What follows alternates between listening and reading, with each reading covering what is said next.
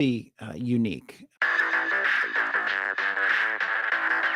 You are what you do. You can say any amount of things that you want to say, but what you do is what everybody sees. People are like, oh, I'm just going to JV it. Like, let's just JV it. Like, what the hell does that mean? I cannot tell you how excited I am to hang out with you guys today, so thank you so much. Well, then that end buyer could come back and say, well, I didn't fully understand that it was subject to. That's not a thing. Like, the SEC has thought of all of these things. They've been here since 1932. And you can do what you want with your property. Buyers have time, they have negotiating power, they have options. Oh my gosh, I am blown away by your inexperience, and they've been in business 20 years. And that includes things other people put on your property, right? It's your property. It'll be okay. Suddenly, Cousin Jimmy's in a lawsuit. A novation is replacing one contract or one obligation with another. Out with the old, in with the new. Yes.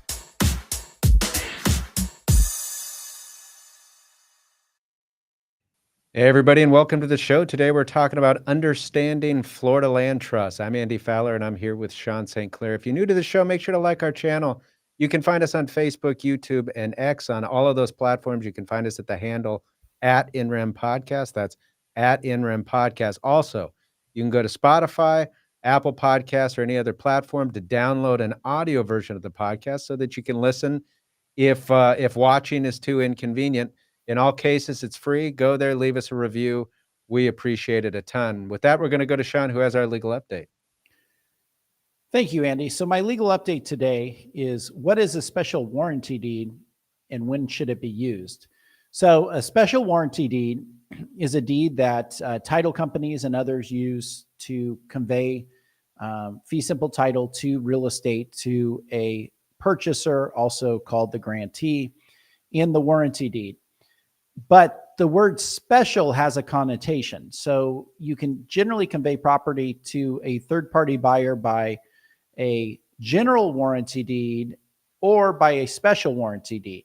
And the significance is deals with the warranties that are being provided by the seller of the property. So in a general warranty deed, a seller is warranting good title basically from their ownership all the way back to time, that there's no title defect, no title issues, and that they are going to deliver good and clear title, subject to any, exceptions that have been either listed on the deed or agreed to by the parties. They're going to provide good title to that buyer or grantee. A special warranty deed, however, limits the warranties for just any title issues that occur at the while the grantor or the seller owns the property. So in that case, they're just saying, hey, if anything happened while I owned it, I'm going to warranty it. But anything prior to my ownership, that's on you. And I'm not providing a warranty as to that. So it limits it just to that seller's ownership. So when should it be used? Well, if you're a seller, you want to use it all the time. And if you can negotiate that as part of the terms of the purchase, then yes, negotiate a special warranty deed. So that's when it should be used, is when the seller wants to try to limit their warranty deeds. And frankly, most sellers limit their warranties. In that case, most of the time the seller is going to want to limit their warranties. And so it should be used as often as the seller can negotiate it.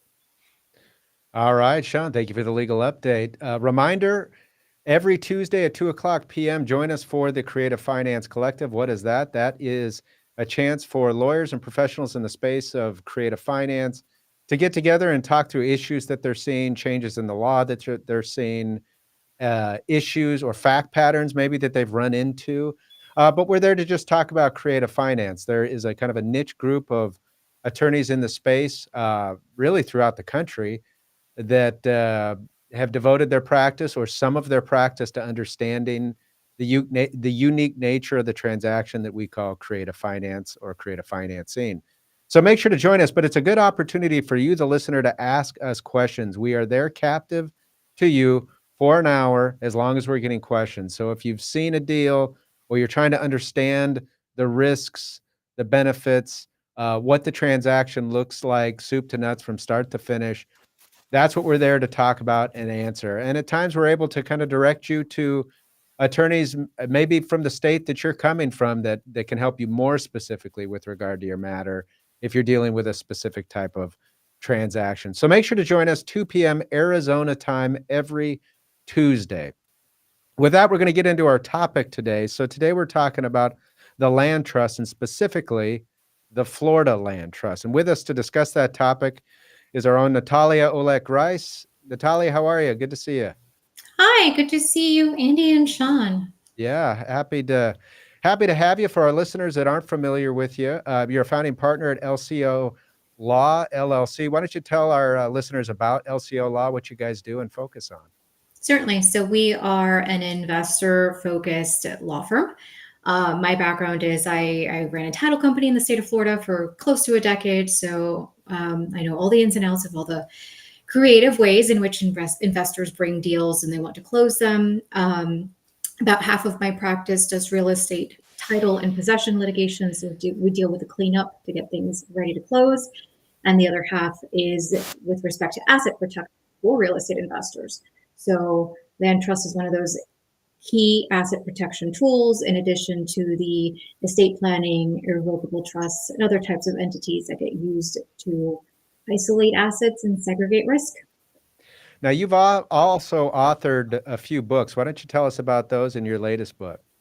Sure. So I've written 4 books so far. The first one was about tax deeds, came out in 2019. It's about helping real estate investors invest in Florida tax deeds. The subsequent year, I did one on for investors who are interested in investing in foreclosure sales here in the state of Florida. And I go over 3 different types of foreclosures. The typical mortgage, HOA, and then lien foreclosures, because that happens as well. Counties like to foreclose. The subsequent one was about managing a business and how to run it properly. I see a lot of real estate investors out there who have started up all these businesses, but really don't know the ins and outs of running the mechanics of it. So it was more instrumental for that. And the fourth one was about managing Florida rentals effectively, organizing the structure of a lease agreement and the things that are missing and why they should be there, and presenting little, I'd say like little scenarios using creative situations of tenants and their landlords and what happens and the discussions that take place and how to minimize the risk and how to optimally win in court if something does become an issue. And the one that I'm writing right now is about asset protection for real estate investors. So this is definitely one of the topics covered. I cover title, trust, and taxes. And well, the Florida Land Trust Act can address all 3. Now, when do you expect the one you're working on now to come out? I want it to be done by the end of the year. I'd say halfway through. Goals. Well, Sean and I have talked about doing a book for some time now, and it won't be ready by the end of the year. So you are sticking to your goals better than others. So we understand your firm also has a podcast for small business owners called the Legacy Academy. Tell us about that. So the Legacy Academy, I think we have about 3 seasons, covers more in depth the questions that people have with respect to, for example, investing in a taxi property. What needs to be done to quiet the title? What's the process? Or some of the disputes that take place between landlord tenancy issues. We're going to go a little bit more heavy into it with taxes and tax issues that arise for real estate investors the rest of season 3. But yeah, it's just far more in depth, kind of like you do here with the In-Rem podcast. It's just covering a topic more deeply for the audience so that they do not get themselves into trouble. Now, where's the best place to go? Is it an audio podcast, video, both? So it's an audio one. You can get it on Spotify, on iTunes, all the major regular podcast places. Mm-hmm. Very cool. All right, so today we wanted to talk about land trusts. And if you've been a watcher of this show, you know that we've talked about land trust. We've talked about land trust with a variety of guests, and including Natalia over the months and years. And what you've probably found is that there's a lot of different laws on land trust, and a lot of different states treat them differently. Some states say very little about them. Some states rely kind of on a common law understanding of them. But every state is a little bit different. We wanted to focus on Florida's land trust because they are unique. The legislature's gone out of their way to think through what that means for Floridians in that state. So Natalia, why don't we just start here for the listener? What is a Florida land trust to you, and how does it differ? So a Florida land trust is an absolute creature of statute. What do I say? I mean, that is something that is codified as existing because the legislature specifically decided that this is going to be a thing and it's going to work in this specific way. So that's different from common law trusts, which, it could be any sort of a relationship where somebody's acting as a fiduciary on behalf of other parties and taking care of their assets, which could be as a result of oral communications or written communications. The Florida Land Trust Act, though, designates Florida Land Trusts to be very, very custom and specific. And if you don't follow the statute, you're not in compliance with what a Florida Land Trust is. Now, I would imagine, so when I hear something created by statute as opposed to common law, what that tells me as an attorney, the details are much more fleshed out, and the expectation on you in creating it are much more defined and reliant on your ability to follow a statutory scheme rather than some sort of common law doctrine. Is that generally the case? The statute's pretty clear on what it takes to set it up, so on and so forth? Yes, and it's got very specific directives. So one, it has to be written. If you, for example, thought, I'll just put my name as trustee of the blah, blah, blah land trust, and you don't actually have a separate written land trust agreement, you don't have ownership via a Florida land trust. And the other aspect is there has to be specific language in what conveys the asset to the land trust. And that specific language, if not met, if not included in the instrument, which could be a deed, it could be a lease, it could be a mortgagee interest, if it's not quoted, it's also not compliant with the statute. So under common law trusts, we generally have, the creator, who is also referred to as the grantor, the settlor. We have, trustees, we have beneficiaries. Who are the parties to a land trust, a statutory land trust in Florida? So it's very similar, right? There's got to be an entity that is creating the land trust, or a person. So it can be an individual or an entity. Could be an LLC, could be a human being, could be a corporation. So that's the grantor. They don't really play that big of a role with respect to the statute and what applies. Then you have the trustee. The trustee is, of course, the person or entity that manages the land trust assets, and they're the ones that hold legal title to the assets. And you've got beneficiary or beneficiaries, right? It could be more than one, which can also be an entity, a person and an entity, different combinations. And you've also got a unique party in the Florida Land Trust Act, and this is called the holder of the power of direction. So if you don't designate who gets to tell the trustee what to do, then by default, it's generally the beneficiaries, the majority of the beneficiaries who decide what the trustee can do in terms of selling or sign this lease or, that kind of thing. But you can also designate a separate holder of the power of direction. This could be a different entity or a different person that actually is the one who's got the authority to tell the trustee what to do with respect to the asset held in the trust.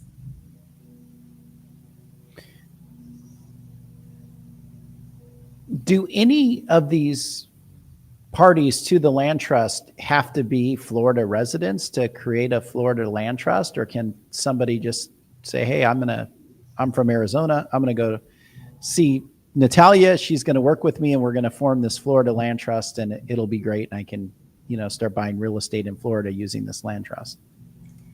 So Florida is unique with respect to this being a statutory asset protection vehicle, and Florida not having placed those kind of restrictions on who can be a trustee. Because if you look at the majority of states who do have asset protection trusts, they tend to have this very unique requirement of the trustee's got to be a resident of the state of Florida. We don't have that requirement in the Florida Land Trust Act. So you can have a trustee that is an entity or a person from any other state. You can have a beneficiary who is an entity or person from any other state. The only requirement is the Florida Land Trust Act and the way that it's receiving property comply with the statutory requirements. That's it. And does the property that the land trust receives, does it have to be Florida real estate? No. So Florida Land Trust can own property outside of the state of Florida. Now, of course, here's where it comes really important with having, attorneys in all of these different states where you might be investing, because depending on the state, while that state allows property to be owned by a trust, it might have specific requirements as to what needs to be disclosed if it's going to be owned by a trust, right? For example, Georgia or Arizona, they require certain declarations about the beneficiaries, which can defeat the purpose of privacy, if that's what you're seeking as part of your asset protection motive, but it doesn't defeat the Right. limitation of liability in a Florida Land Trust Act. So is there, I was going to say, what is the connection to Florida? Or is there a necessary connection to Florida other than, I guess, if you organize a Florida land trust, it's going to be governed by the laws of Florida. But if the grantor, trustee, and beneficiaries don't have to have any relationship to Florida, and the assets itself don't necessarily have to relate, is there any sort of necessary relationship, if that makes sense? So per the statute, there's no necessary relationship. Now, of course, if you are somebody from a different state with an entity from a different state, you are going to be subjecting yourself to Florida law as to how it's interpreted. The Florida Trust Code with respect to other limitations or imposition of liability for your trustees.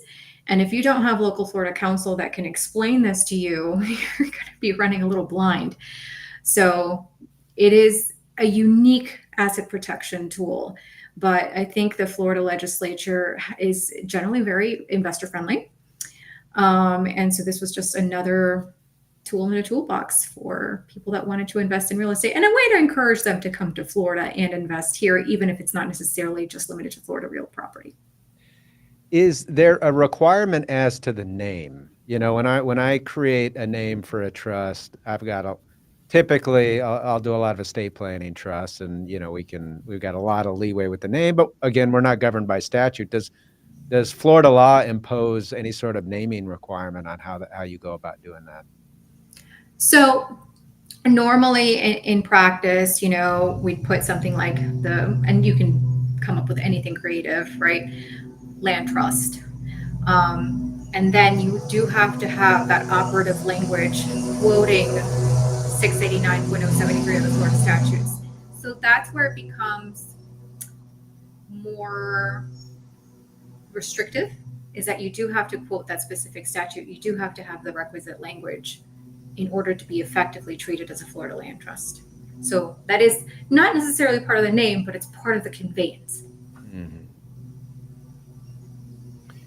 So under your common law trust, like Andy mentioned, we do a lot of estate planning. And so we're doing just your standard revocable trust. And our trust code in Arizona, and I'm also licensed in Wisconsin, we have a similar provision, basically says, hey, it doesn't say it exactly like this, but saying essentially the trust and the grantor settler of the trust, the creator, are basically one and the same when it's a revocable trust. Meaning, if the trust owes creditors funds, money, then the grantor settler owes money. And likewise, the trust remains liable for the debts and obligations of the grantor settler for their lifetime, basically. So it's essentially saying, hey, you cannot basically shield all of your assets by creating some revocable trust for your children, for example, or something like that. It doesn't work that way. It's really just a probate avoidance vehicle. Is the Florida Land Trust similar in that type of, asset protection or lack thereof? So it's a unique hybrid. On the one hand, right, most Florida land trusts are written as revocable trusts, right? By default, trusts here are revocable unless specifically stated to be irrevocable trusts. So as we know here, we don't have self-settling trust in Florida, meaning you can't convey to a trust that's a trust to protect you against your own creditors. The Fraudulent Transfers Act still applies. So if you've got a claim here and you're moving an asset, it's a bit late to be moving assets into any sort of asset protection vehicle. That clawback provision for the Fraudulent Transfers Act is still going to apply. But on the other hand, you can define how that asset is going to be perceived for creditor purposes for the beneficiary. So the beneficiary can choose to have that beneficial interest be treated as personal property or as a real property interest. And it's how it's written into the instrument, which means that if you choose for it to be treated like your beneficial interest in the land trust, to be treated as personal property, then whatever creditor has a judgment against that beneficiary needs to proceed with like all of the requisite steps and registering with the Department of State Division of Corporations here to get a perfected lien interest on personal property. And that one's subject to 5-year statute of limitations, et cetera, to execute, get things done. As opposed to if you decide to treat it by default as a real property interest, then there still needs to be a corresponding mortgage or other sort of real estate security interest recorded to secure a lien over the real property interest of the beneficiary. But you make that choice as a beneficiary, which is unique. Now, what about in terms of when you're setting up or when a Florida land trust by statute? Are you given the option under statute whether you want to make that a revocable or irrevocable trust, or is it just one or the other, or is it just one? So you have the option. You can make a Florida land trust irrevocable, and if you are conveying property into an irrevocable instrument at that point, then it is a completely separate legal entity. You will have to go get your own tax ID for it. You will be subject to the federal taxes on trust instruments as opposed to the pass-through for a revocable. So you do have to be very mindful of the tax consequences involved in making it as a high asset protection tool irrevocable. But even if it's irrevocable, right, if you've waited so long and you have a claim here and you have a claim here and you have a lawsuit coming here and you're trying to shift it into an asset protection vehicle, it's too late. They don't care if it's irrevocable or revocable. They can claw back. Now, do you get, or have you represented investors that don't have any relationship to Florida, aren't interested even necessarily in land in Florida, but love the treatment of the Florida laws as it relates to land trusts? So they're coming there basically just to form it and have that statute apply? No, most come to me after they've done at least one investment in property in Florida. So they're from out of state, they may have out of state entities, but something, tickled their interest in Florida earlier on. And now they want to start acquiring real estate, not just in Florida, but out of state using that vehicle. So when we hear land trust, we think, oh, real property. But can other assets be put into the land trust, or is it really restricted to holding title to real estate? So it's not just for holding title to real estate. Under the Florida Land Trust Act, it's any interest in real property. And so the statute says, including a leasehold, including a mortgagee interest. So, you can own an easement in a land trust. Any sort of interest that can be broken down into that bundle of sticks that we know that are real estate interests, you can own in a land trust. Now, of course, you can't put a car in a land trust and expect it to be protected or anything that's personal property, which is something to be mindful of if, for example, you have an RV or a mobile home that you thought was real property, but it's not really real property. It's separate and distinct from, its title is passed through the DMV rather than through the real property and official records. So you've got to be careful with those, because sometimes people think things are real property that are not, but any real property interest can be held that way.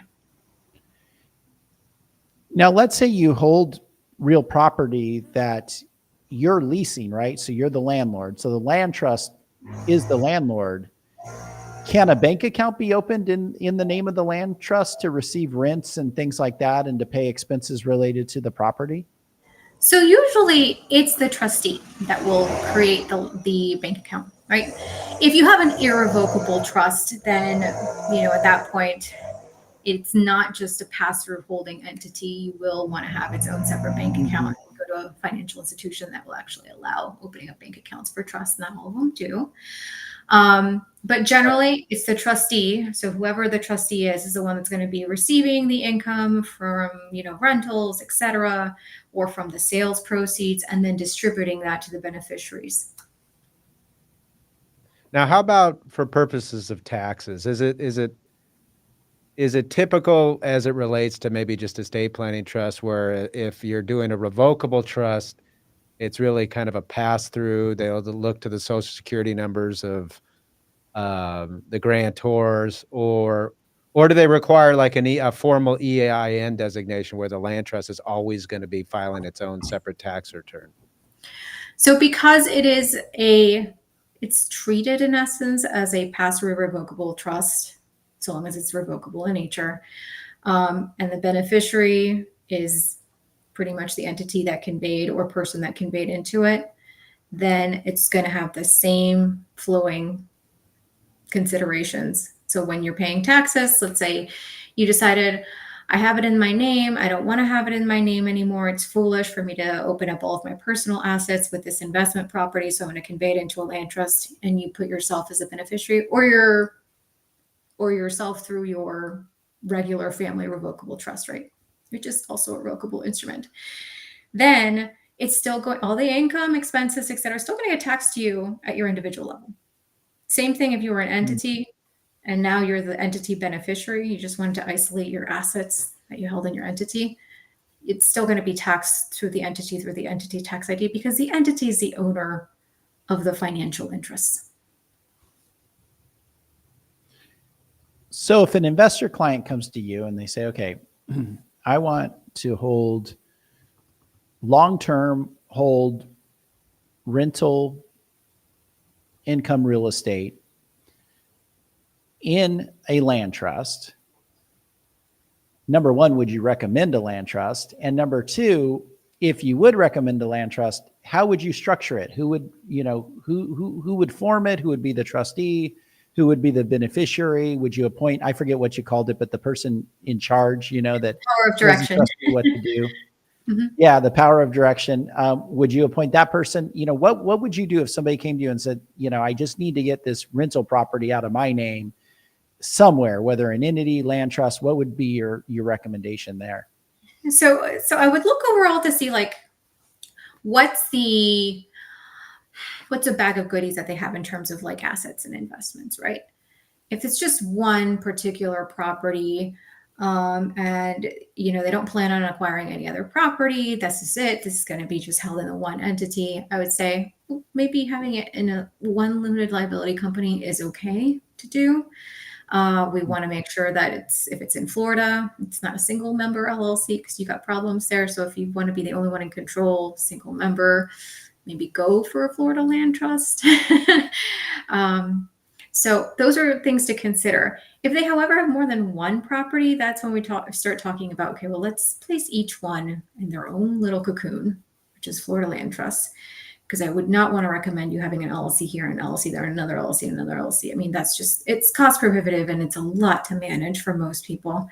Whereas a land trust can have the same beneficiary as this land trust, and this land trust. So all the money financially, right, it's just being taken care of by one party at the bottom, the beneficiary. I would want to know how comfortable they are with who they want to be the trustee. Do they still want to appear in the official records? Do they want more anonymity? Maybe if they want anonymity, maybe it's an entity trustee.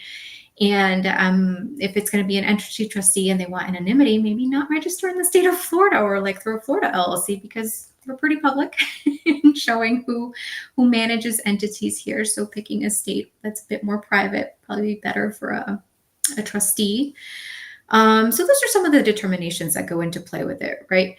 And depending on maybe their condition or their situation, they might want somebody else to be the one holding the power of authority for direction of it's going to get sold, it's going to get this and that. And maybe if they have really terrible driving habits, you want to make somebody else be the one holding the power of direction, because you're going to be a lot more likely to have lawsuits for car accidents, right? So those things are taken into account in the conversation. Can the same entity be both the trustee and the beneficiary under a Florida land trust?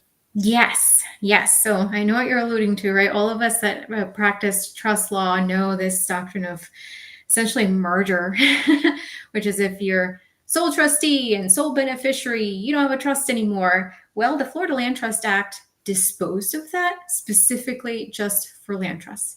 So you can be the only trustee and the only beneficiary under a Florida land trust without that causing the trust to not be in existence.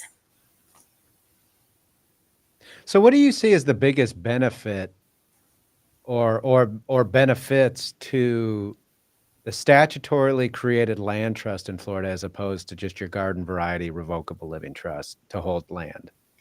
So one, it actually does provide asset protection in isolating an asset, which we can't do with standard revocable trusts, right? If I put, I'm not going to say my home because Florida has homestead protections. But let's say I put like my investment accounts and my bank accounts and this and that, and then some investment properties. That's all getting put there together.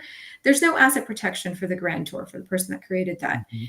If you end up being in a bad car accident or boating accident or whatever other reason causes creditors to go after you, they can go after any of your assets in your revocable trust instrument, in your standard regular revocable trust instrument. But with respect to assets that you put into a Florida land trust timely, right? You didn't wait to put them in after you've got these like creditors following you. You did it before anything happened, while your record's still clean, while you don't have any issues. And you've placed it there. You've now isolated that instrument so that the legal title is under a completely separate entity. It's under a land trust. And if you're in a car accident, etc., they can't necessarily force the sale of that piece of real estate to satisfy their judgment because it's owned by a separate legal entity. They have to wait, kind of like a limited liability company, for distributions, cash to come out of that. But it's kind of got the benefit of an LLC without being an LLC, right? It's not public, it's not recorded, nobody knows who the beneficiaries are. So that's the other thing. If you convey property into a Florida land trust and use those discretion tools, an entity in a state that's not very public, doesn't let you know who the owners are, you don't have a recorded trust instrument. If you're in a car accident, they're going to have absolutely zero idea that you have anything to do with land trust A or B or C or anything like that. So it really makes it challenging for a judgment creditor attorney to try to pursue assets that they don't know that you have any interest in. Well, it seems like the analysis for an investor really comes down to, especially if you're only dealing with land, LLC versus land trust, right? I mean, if you're getting the asset protection in both cases, that's really what it boils down to. And it sounds like, correct me if I'm wrong, but it sounds like there's maybe less formalities, and there's going to be formalities, but what is the analysis in your mind that goes into LLC versus land trust when you're just dealing with real estate at that point? So I think LLC, again, has its place if it's depending on the kind of investment. So for example, if you are a flipper, you fix and flip, I would not use Florida Land Trust. For me, Florida Land Trusts are more for long-term holdings. If you're regularly moving assets, and a limited liability company is just going to make more sense, right? Because it's like you've got the proceeds from the sale of this, and then you bought to sell this, and then you flipped, So if it's anything like that, I would say limited liability company or an entity is more what I would lean forward to, versus very long-term holdings where you've got the risk of like slipping and falling and those kinds of long-term tenant issues that arise. That's where I'd lean in more to segregating individual rentals into Florida land trusts. Yeah. Now, how do you incorporate? I would think it's got to be common with investors to also have had done some estate planning, so they also have maybe their own family revocable living trust. Maybe it's irrevocable. Likely, it's a revocable living trust. How do you incorporate that as part of the is part of the land trust equation?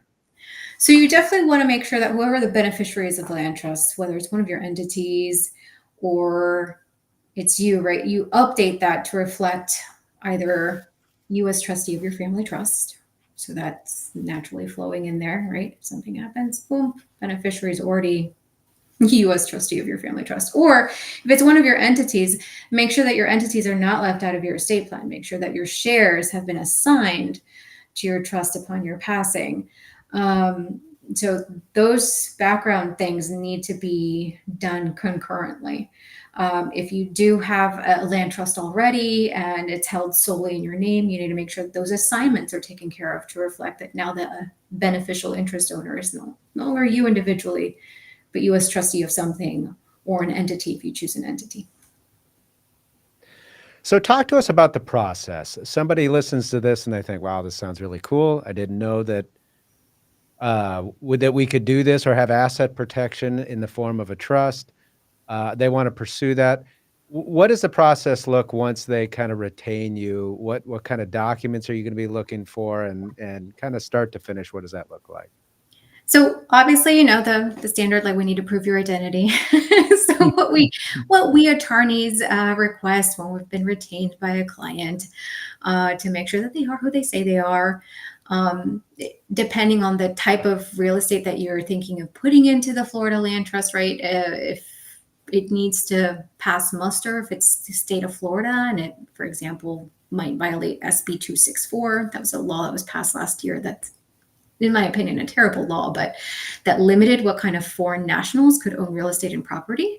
So I do want to make sure that, you're not from Venezuela or China or any other prohibited countries and trying to acquire property here in Florida, because it's no longer allowed without very serious restrictions. And so let's say, barring all that, you pass all that.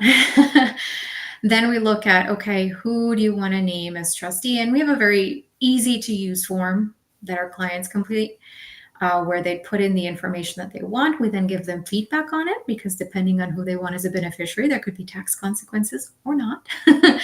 And once we've come to some clarity with respect to that and the consequences of who they've chosen as a trustee and as a beneficiary and as person with the power of direction, if they want somebody separate for that, then we create the instrument. It usually takes about a week to get the process done. It's not super intensive. We, of course, prepare the deeds, make sure they have that requisite magical language of the statute. And either our clients get notarized at our office, or if they have a local notary with them, we let them know exactly who needs to sign, what needs to be signed. We also provide them with a trust certification because it makes it a little bit easier for providing that to title companies for closing. Now, I know and maybe you've already addressed this, but I'm trying to wrap my head around the person with the power of direction. So that seems a lot to me like just the grantor, the settler. But what are cases where you see the grantor settler create the trust, but want that power of direction to be with some other party that's not the trustee, but it's not them? That's kind of sounds like what it's built for. Mm-hmm. Yeah. So if I were going to make like a similar situation to kind of get an idea of how this power of direction thing works, you can have in both revocable and irrevocable trust instruments what we call a distributing trustee, right? So a trustee that's the one that's designated to actually make the distributions and separate that role from other roles, from the traditional trustee does like determination of principal and income and who the beneficiaries are and blah, blah, blah, blah. And the distribution trustee is the one that actually gets to decide how those things are specifically distributed within the confines of an agreement. So the person that's appointed as having the power of direction under our Florida Land Trust Act is kind of the one that's given that magical yes or no with respect to, yes, you're going to sign this lease agreement. Yes, you're going to sign this sale purchase contract or this refinance or anything else like that. So they have like that ultimate decision-making ability within the confines of the trust agreement. And it makes sense sometimes when you want to create that extra barrier or distinction, especially if you're a beneficiary, and saying, no, like, I don't have authority to do this myself. I'm just subject to whatever the management here says. I just take whatever money they give me. So you might want to do that by appointing a separate legal entity or appointing a professional fiduciary company to act in that respect. So it's for heightened asset protection purposes that you do so. Yeah, you know what I almost kind of like about that is if you want a second layer of consideration, you're able to do that without the risk of two trustees running into a stalemate, right? That was always the risk that I never liked about, I want to name, the two people that I trust as trustees that are going to help do this. That way we're not relying on one person. Well, it's like, well, what happens if one of them, or what happens if they both see it differently and you can't make a decision? This way you kind of get two looks at it, two people looking at it, but an ultimate decision maker. Yes, that's the ultimate decision maker. And with respect to the Florida Land Trust Act, the trustees are unique in that they don't really have much discretion. It's whatever the majority of beneficiaries tell you to do at that specific moment, or the holder of the power of direction. You as trustee are just the rubber stamper, the signer. Yes. Yeah. So they've come into your office. You've just kind of walked us through what they're looking at and what you're going to require of the client to put this together. What kind of time frame is somebody looking at if I want to get this set up from start to finish? Assuming I'm on the ball with what you ask me to do. Yes, assuming we're on the ball, it's usually a week.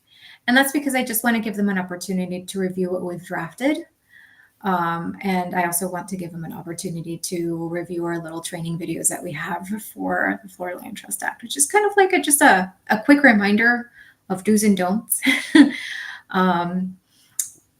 It's not long. It's not long. What are the execution formalities like?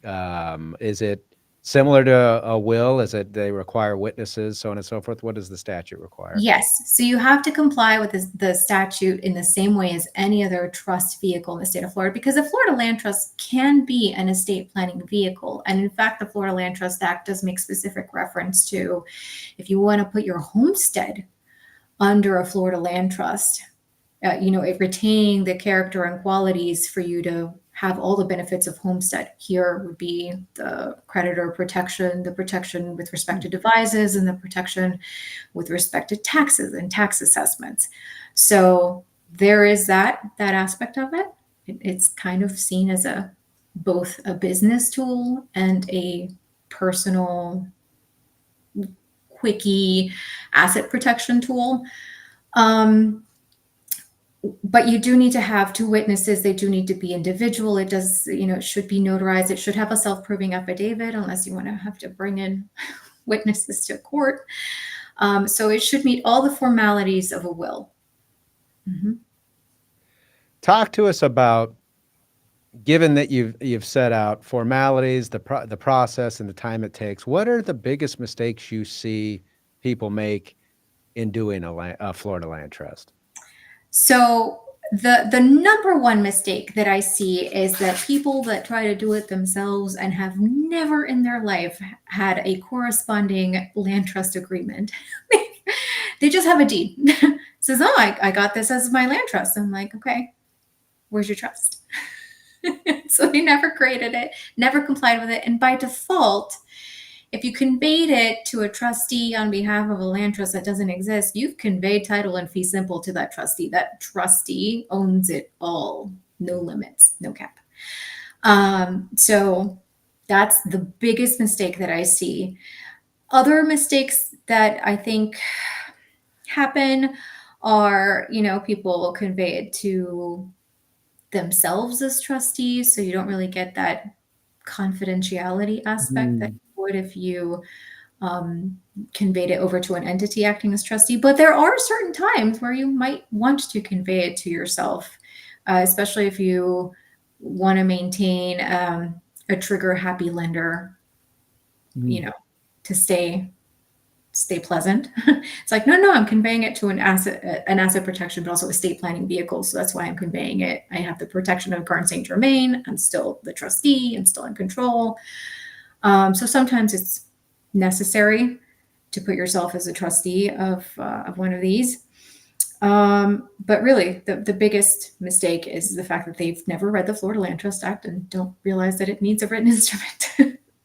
Yeah, I was going to say, so you had mentioned before, and you just said it now, the law requires that it be in writing. For somebody who just misses the boat and doesn't do it in writing, conveys it to the trustee, at that point, to fix that, are they just at the whim of the trustee's willingness to convey it back to fix it?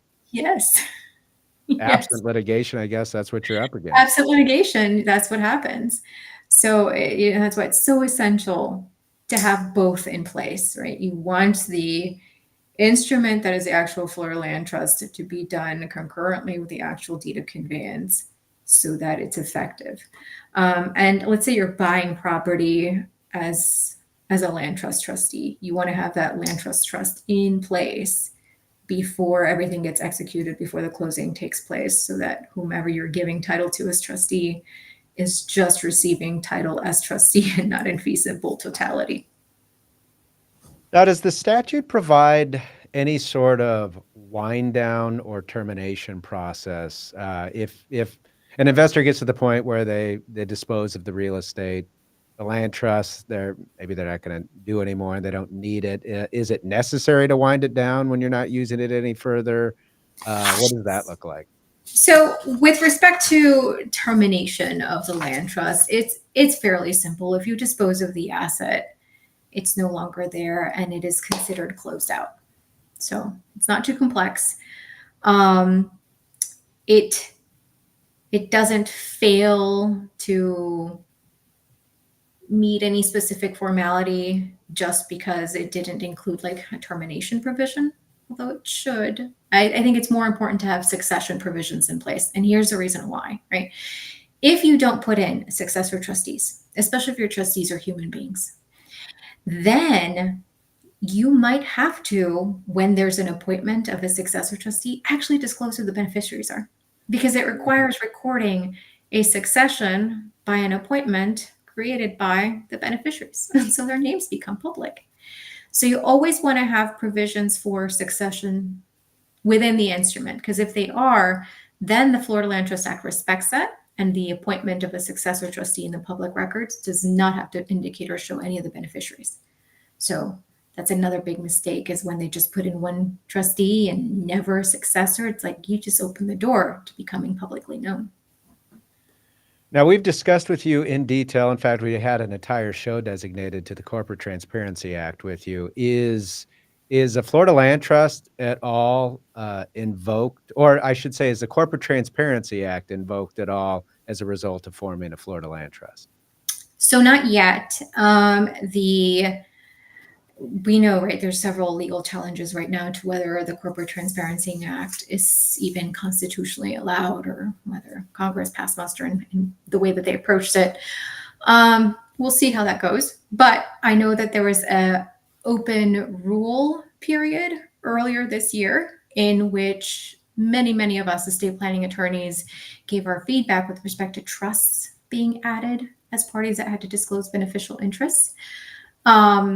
On the one hand, right, because it's like, well, if it's a revocable instrument, there really are no other beneficiaries in the grantor, for the most part, right? It's like you Right. hold control. That's it.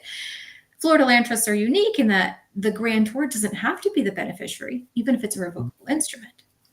So